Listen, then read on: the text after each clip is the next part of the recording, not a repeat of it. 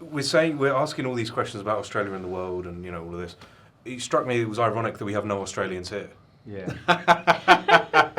That's why we don't have a talent. No, I'm from London. Really? Oh my goodness. Yeah, what about you?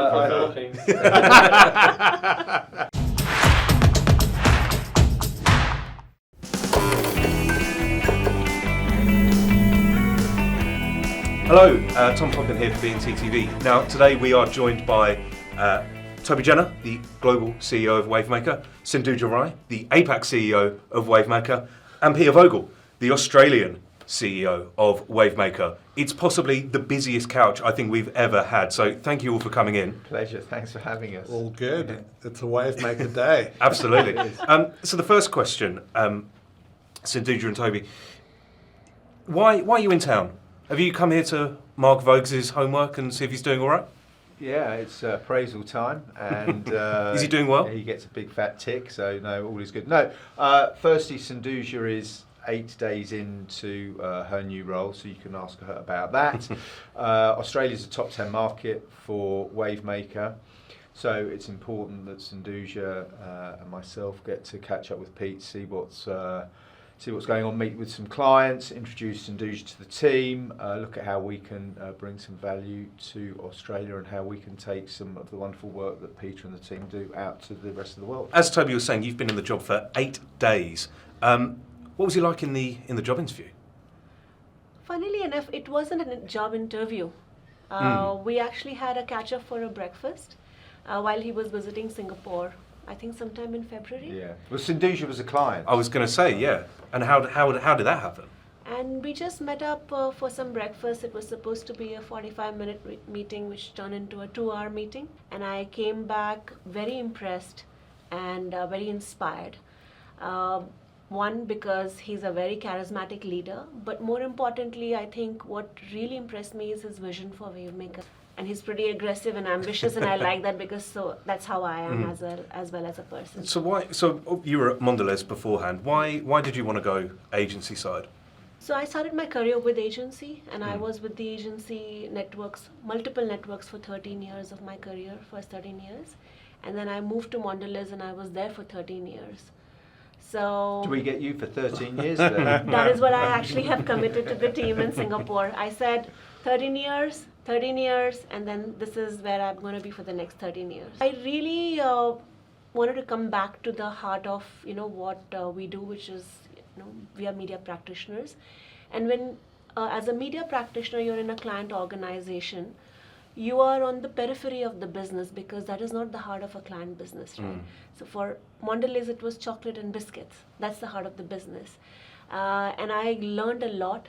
Amazing organization, but I think when Toby reached out to me and he had the conversation, I just felt it is the right time for me to get back to where I belong. Australian consumers, everyone's saying that they're tightening their belts with the cost of living rising. With this global and local outlook, is that true? Is this a uniquely Australian problem at the moment, or is this a more global issue? And how do you approach that? Well, we were talking about that on the way over. I said I'd bite your hand off for inflation of 4% and GDP of 1.5%, which I think is where you are in Australia. I think it's a global challenge, inflation. I mean, we've just had a summit in Singapore with all our Southeast Asian markets, so they were all experiencing inflation. It's a big challenge. I think the impact of the levers to manage inflation tend to be around interest rates, and they tend to impact the countries with increased home ownership, Australia and the UK, and I think a lot of wealth, Peter can talk to this more, is wrapped up in that. So, interest rates really do lessen inflation quickly, but there's a lot of pain for the consumer in the interim, and I think that pain then gets passed down into consumption habits moving forward. Although earlier this year I remember a conversation around the cost of ingredients, raw ingredients at Mondelez in an Oreo cookie, and the cost, they put Oreo cookies up by something like 30%, and they've seen growth. So there are still, for brands that have strong brand equity, still growth to be had.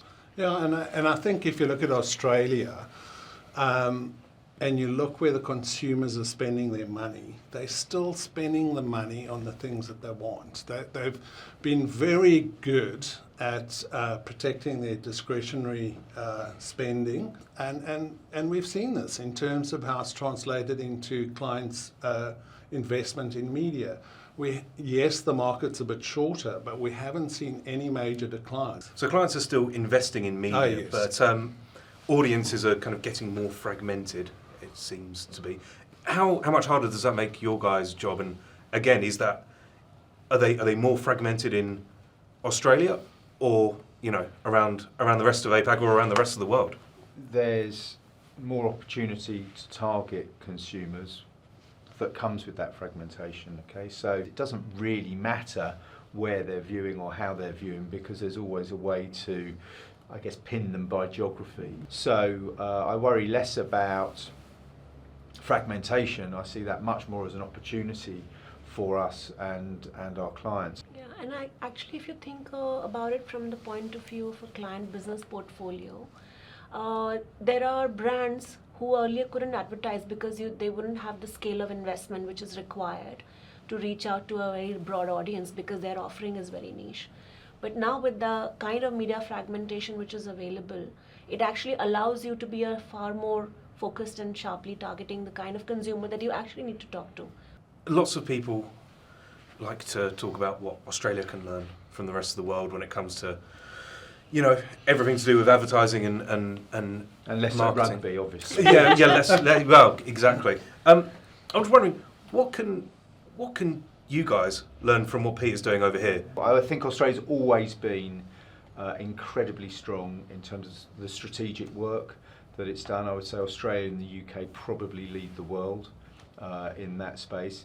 I was hugely impressed with the work that we're doing around our people, supporting our people, and the infrastructure that Pete and Amy have put in place. I thought was incredibly powerful. Yeah. I mean, the work that we've done on Colgate and the AFL, I think is, again, I talk about import-export markets, right? And I think Australia's absolutely an export market.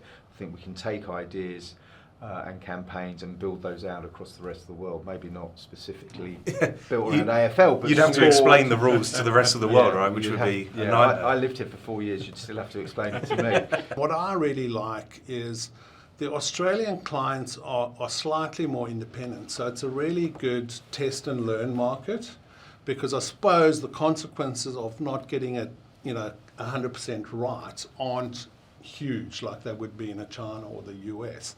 But if you know your consumers, you can certainly try new approaches to gain that sort of that consumer trust and empathy. So that's what I really like about Australia, and it is that thinking, that approach, those ideas are certainly exportable, particularly the ones that are successful.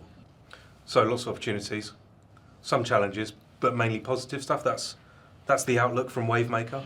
Yeah, I think so. I mean, I think this year, I won't go into the numbers, but Oh, please do. Pete has grown, Pete has grown double since 2019. He's grown double the global average revenue growth, and the profitability he's quadrupled versus the global average, and the global averages are very strong.